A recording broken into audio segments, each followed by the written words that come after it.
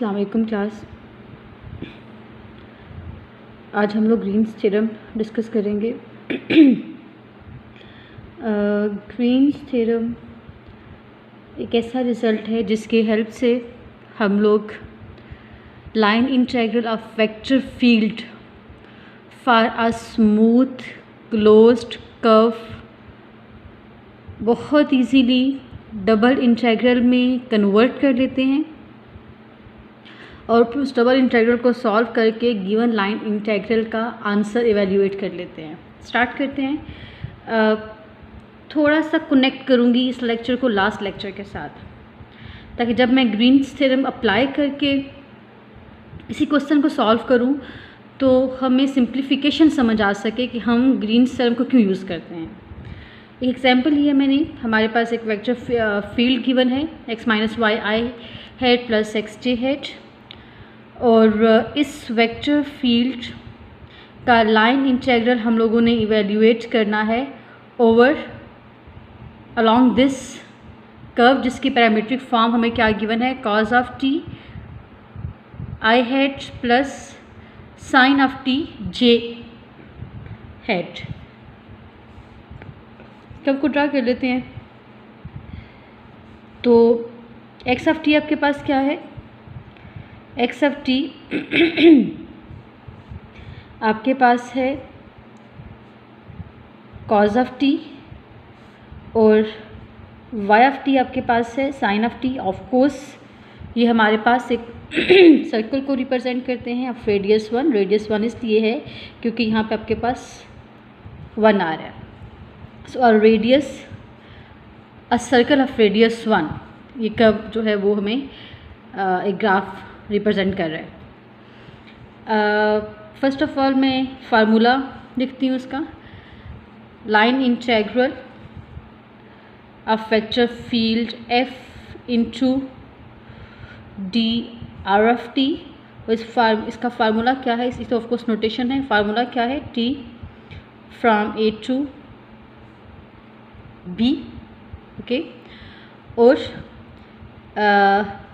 Function को transform करें t की फॉर्म में, जो भी रिज़ल्ट आए इसका डॉट प्रोडक्ट लें आर प्राइम ऑफ टी के साथ और इस सारे रिज़ल्ट को टी की रिस्पेक्ट से इंटीग्रेट कर लें। अब यहाँ टी हमारे पास क्या है, टी हमारे पास एक्चुअली एंगल को रिप्रेजेंट करता है, and we know that for complete round we have t from 0 to pi. अब हमें ये साइड फंक्शन हम यहाँ रिप्लेस करते हैं, बिकॉज हम एग्जांपल्स पहले भी कर चुके हैं इस तरह की, तो डायरेक्टली मैं करती हूँ। आपने क्या करना है, x को रिप्लेस करना है cos ऑफ t से, y को रिप्लेस करना है sin ऑफ t से, and you will get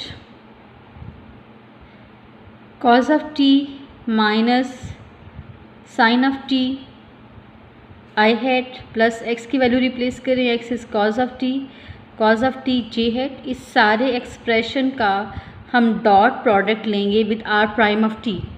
r of t हमारे पास ये है, बट हमें इसको डिफ्रेंशिएट करना है with respect to t। So we will get minus sine t i hat plus cos t j hat और dt। ऑफकोर्स t पे मैंने भी डिस्कस किया है, लिमिट क्या है 0 टू 2 पाई। जब आप लोग इस सारे इन दोनों टर्म्स का डॉट प्रोडक्ट लेंगे तो आपके पास जो रिज़ल्ट आएगा वो रिज़ल्ट होगा minus sine t cos t plus 1 d t 0 to 2 pi. इसको इंटीग्रेट करने के बाद अब लिमिट रिप्लेस करेंगे and finally we will get answer 2 pi. हम लोगों ने वेक्टर फील्ड का लाइन इंटीग्रल इवैल्यूएट किया है for a given curve, and the curve was representing a circle, and keep in mind that circle is a smooth curve and it is also closed, and it is also simple। एक ऐसा curve जो closed हो, ठीक है, is said to be closed curve. एक ऐसा curve जो कहीं पे खुद को इंटरसेक्ट ना कराओ, जैसे ये कर्व अगर मैं लेती हूँ तो ये कर्व जो है क्लोज तो है ऑफ कोर्स, लेकिन ये खुद को इंटरसेक्ट कर रहा है इस जगह पर, सिंपल नहीं है वो। अगर इंटरसेक्ट, अगर मैं सर्कल की बात करूँ तो सपोज ये मेरा सर्कल का इनिशियल स्टार्टिंग पॉइंट है और यही एंडिंग पॉइंट है, तो सिर्फ एक पॉइंट पे इंटरसेक्ट करती है।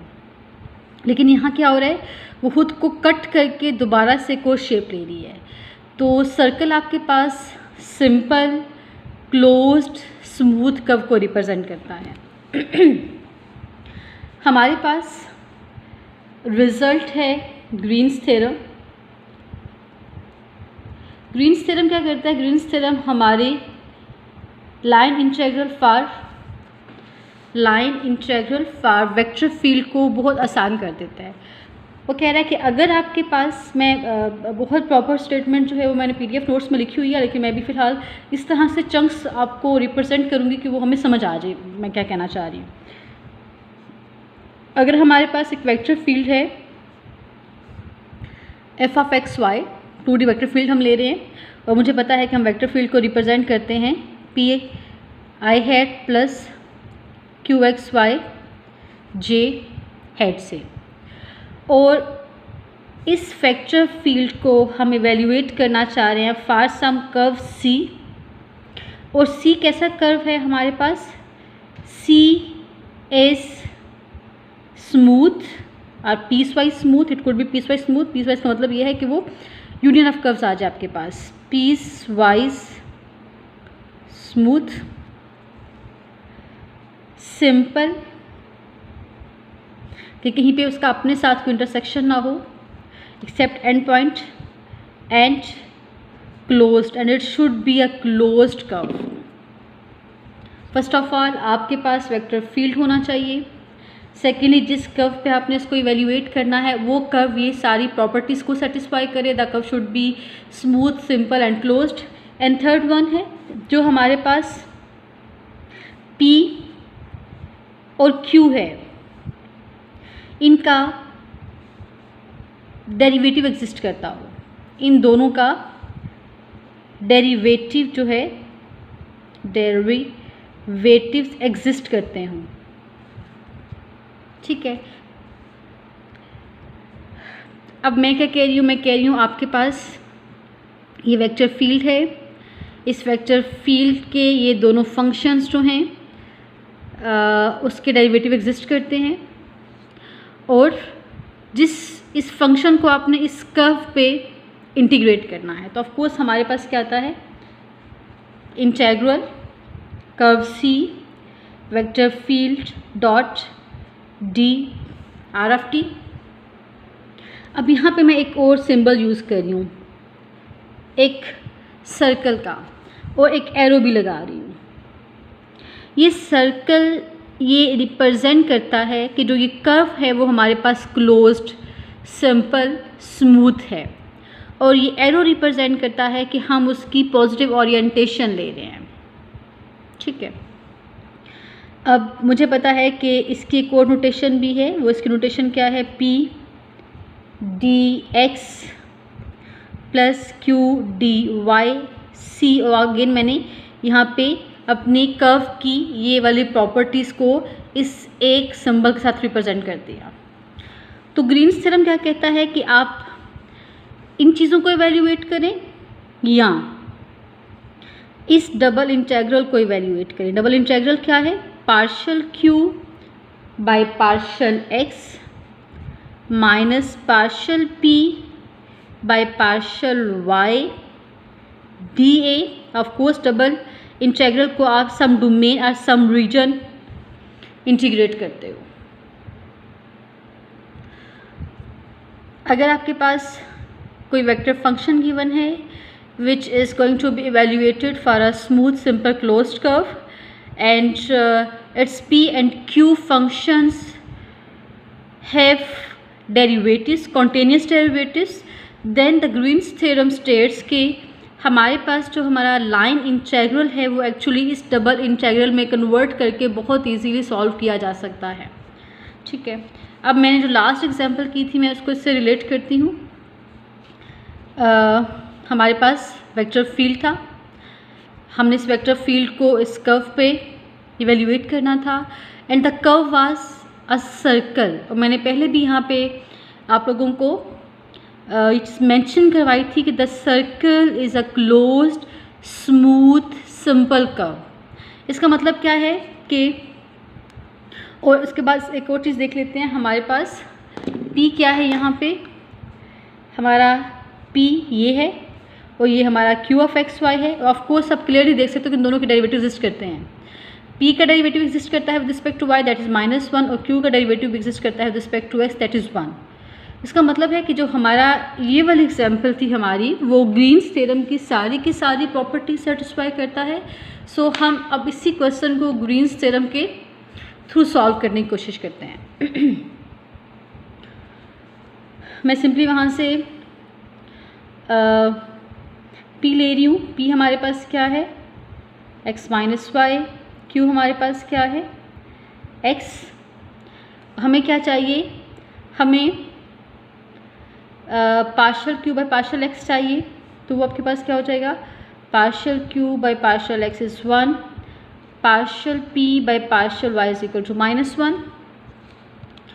और अब अगर मैं अपने प्रीवियस लाइन इंटेग्रल को with the help of Green's theorem solve करना चाहूँ तो क्या आ जाएगा, double integral partial Q by partial x minus partial P by partial y dA। And domain की मैं बाद में बात करती हूँ कि डोमेन हमारे पास क्या होगी, is equal to partial Q by partial x आपके पास 1 है, इसको मैं 1 से रिप्लेस कर दूंगी, माइनस ये मेरे पास -1 है, तो आपके पास क्या आंसर आता है 2dA डोमेन। अब डोमेन आपको फाइंड आउट करनी है। आपने क्या करना है, आपके पास जो लास्ट एग्जाम्पल में कर्व गिवन था वो इस तरह से कर्व था। अब जो हमारी डोमेन है एक्चुअली वो ये सारा रीजन है हमारा, क्योंकि डबल इंटेग्रल को हम इस तरह से रीजन के ऊपर इवेल्यूएट करते हैं। अब आप देखो आपके पास रेडियस क्या था यहाँ पे 1, ठीक है। तो हमने क्या डिसाइड किया, because it's a circle so we will use polar coordinates. तो हमने क्या डिसाइड किया कि r is from 0 to 1 of course, और हमारे पास थीटा क्या है, since we are considering a whole trip, so theta is from 0 to 2 pi. तो हमारे पास आंसर क्या आ जाएगा,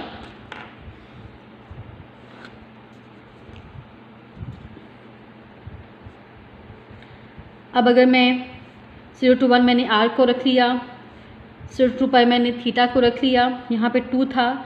अब dA को हम रिप्लेस करते हैं d थीटा के साथ, because we have a circular region, domain reason,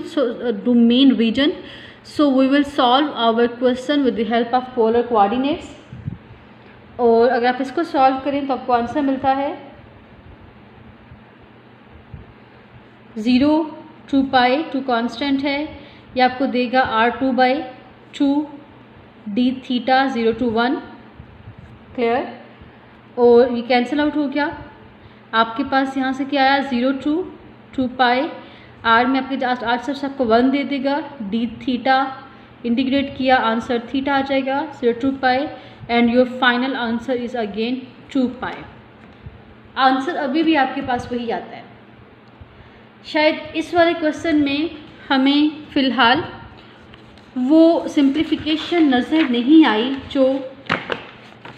जिसके लिए हम लोग ग्रीन्स थ्योरम को यूज़ करते हैं, लेकिन इंशाअल्लाह जो मैं अभी एग्जाम्पल करूँगी उसमें आप लोगों को ग्रीन्स थ्योरम की इम्पोर्टेंस बहुत प्रोमिनेंटली फील हो जाएगी। हमारे पास एग्जाम्पल है,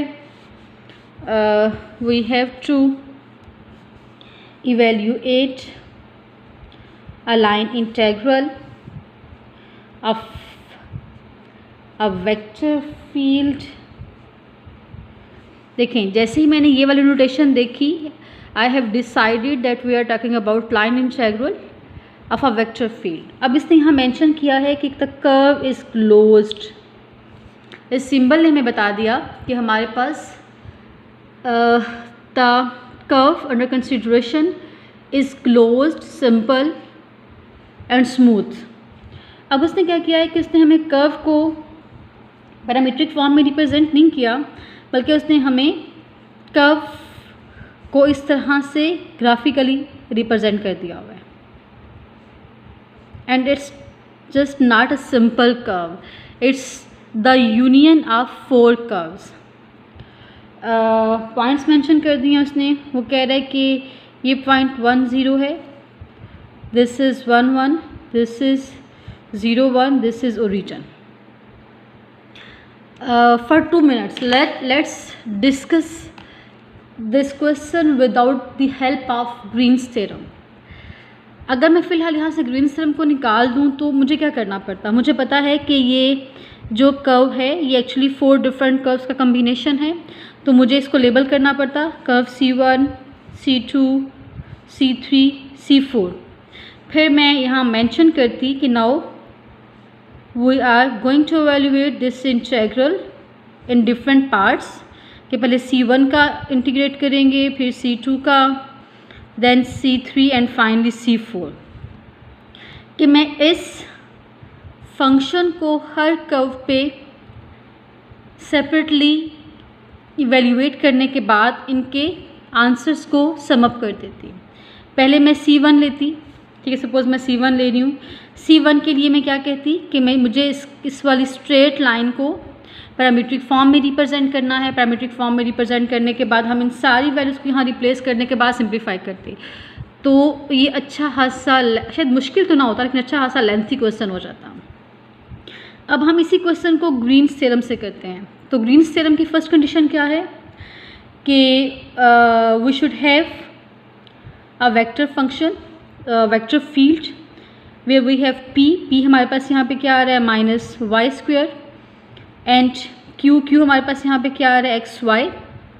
they should have continuous derivatives, so it's clearly visible from the value of p and q that they have derivatives with respect to, like मुझे p का चाहिए with respect to y, तो -2y कॉन्टेनियस p है, q x आपके पास y है जो भी वो भी कॉन्टेनियस है।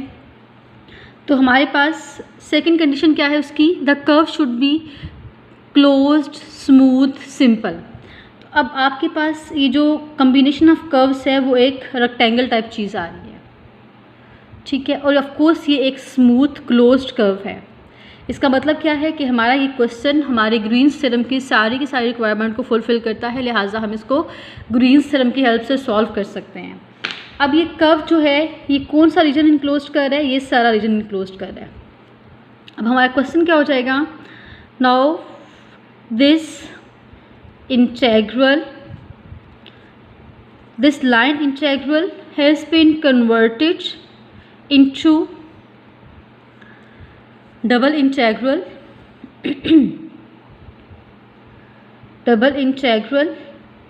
of this expression, okay. अब हम क्या करेंगे, partial q by partial x find out कर लेंगे, partial p by partial y find out कर लेंगे, यहाँ रिप्लेस करेंगे वैल्यूज़ और इस रीजन से अपने डोमेन फाइंड आउट करेंगे और सिंप्लीफाई कर लेंगे। सो अगर मैं यहाँ से देखूँ तो partial p by partial y हमें क्या मिल रहा है -2y, partial q by partial x हमें क्या मिल रहा है y, ठीक है।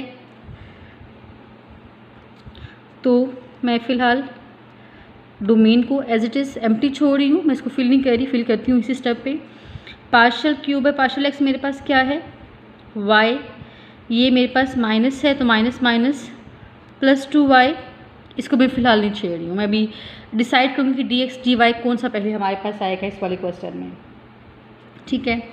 अब आपके पास ये सारा रीजन है और just like the double integral जो कि हम लोगों ने 2-3 लेक्चर्स पहले किए थे, मतलब सेकेंड मिनट से पहले किया था हम लोगों ने। अब आप देखें कि अगर मैं यहाँ पे वर्टिकल लाइन ड्रा करूँ, वर्टिकल एरो ड्रा करूँ, तो इसकी टेल मुझे y की मिनिमम वैल्यू दे रही है और इसका हेड मुझे y की मैक्सिमम वैल्यू दे रहा है। तो y इस लाइन पे कितना होता है, कितना है 0, और इस पे कितना है 1, मतलब y has a constant limit. तो हम यहाँ पे मेंशन कर सकते हैं कि y varies from 0 to 1 and clearly अगर आप x को देखो तो x भी सारे बॉक्स में, सारे रीजन में 0 to 1 ही वेरी करता है, लिहाजा कांस्टेंट एलिमेंट है। आप x और y किसी को भी अंदर रख सकते हो, आपके पास dx dy आ जाएगा या dy dx आ जाएगा, एज यू विश, जैसे आप करना चाहें इसको।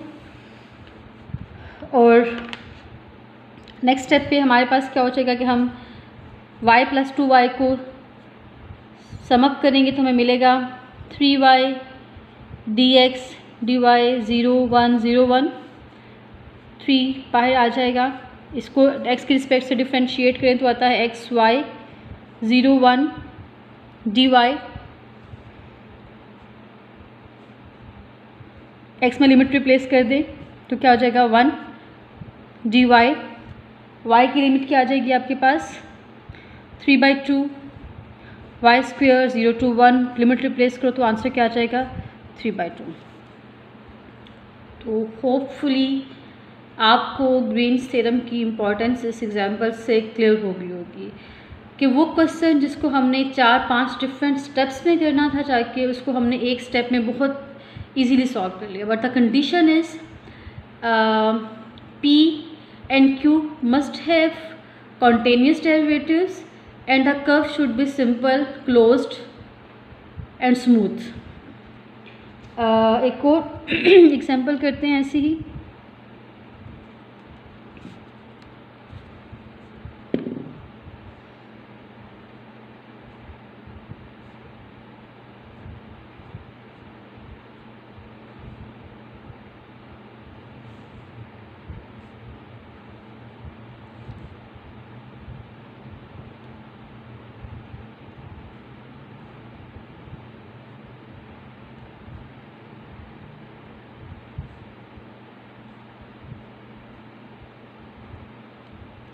इसने हमें सारी इन्फॉर्मेशन एक ही जगह पे दे दी है। इस वेक्टर फील्ड का लाइन इंटीग्रल फाइंड आउट करना है where curve is closed, simple, smooth and the curve को उसने इस तरह के ट्राइंगल से रिप्रेजेंट किया हुआ है just like the last question. P ले लें यहाँ से। P क्या है आपके पास x4, Q is xy, next partial p by partial y 0, partial q by partial x is equal to sorry class y, ठीक है। कॉन्टेनियस है, कर्व क्लोज्ड है, स्मूथ है, लिहाजा ग्रीन्स थ्योरम अप्लाई किया जा सकता है। लिमिट फाइंड आउट कर लेते हैं यहाँ से। लिमिट क्या होगी, अब ये सारा आपके पास ये जो कर्व है ये सारा एरिया इनक्लोज्ड करी है, तो अगर मैं एक vertical line, vertical arrow draw करूँ तो हमारे पास y जो है वो कहाँ से कहाँ तक वेरी कर रहा है, y varies from 0 to 1 - x, और x जो है आपका मिनिमम 0 है और maximum 1, so x is from 0 to 1। ये हमारे पास टाइप 1 का डबल इंटीग्रल आ गया। सिंप्लीफाई करते हैं इसको with the help of Green's theorem, we can convert the given line integral in terms of double integral partial Q by partial, मेरे पास y है, ये 0 है, लिहाजा मैं इसको रिमूव कर दूंगी। इसको dy/dx करना पड़ेगा because we are dealing with y simple integrals, तो y सिंपल टाइप है। 1 - x हो जाएगा, 0 to 1 हो जाएगा, लेकिन इंतहाई आसान सा इंटेग्रल है।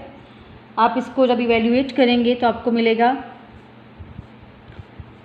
1/2 y square 0 to 1 - x, it should be dx 1/2 1 - x whole square dx 0 to 1। इसको एक्सपेंड कर लें, एक्सपेंड ना भी करें तो माइनस से मल्टीप्लाई कर दें और आपके पास डेरिवेटिव एग्जिस्ट कर रहा है, साथ में क्या हो जाएगा 1 - 2 1 - x cube by 3 0 to 1, limit replace करें, यू विल गेट फाइनली 1/6। तो ये आपके पास आपके क्वेश्चन का आंसर आ जाएगा। इस तरह से हमने अपने इस आइडिया को यूज़ करके लाइन इंटीग्रल को बहुत इजीली सॉल्व कर लिया।